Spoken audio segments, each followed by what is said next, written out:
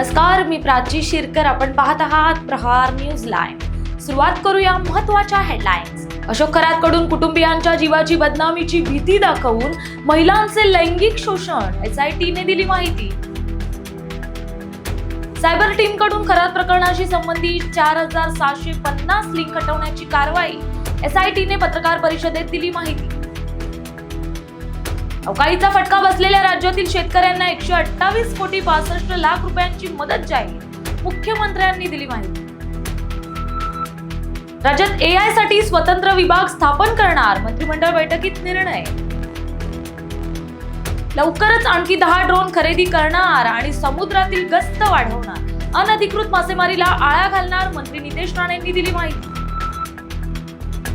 GP Mumbai विमानसेवा दिवसातून 2दा सुरू करा, मंत्री नितेश राणेंची विमान कंपनीला सूचना. नवी मुंबईत नागरिकांसाठी लवकरच 19,300 नवीन घरं बांधणार, सिडकोनं दिली माहिती.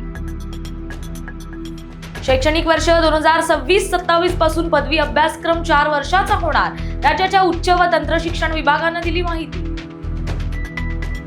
गुंतवणूकदारांसाठी सुवर्ण संधी, महावितरण कंपनी लवकर शेअर बाजारात नोंदणीकृत होणार. लष्कर-ए-तोयबाच्या 2 दहशतवाद्यांसह एकूण 5 जणांना अटक, श्रीनगर पोलिसांची केंद्रीय यंत्रणांच्या सहकार्याने कारवाई.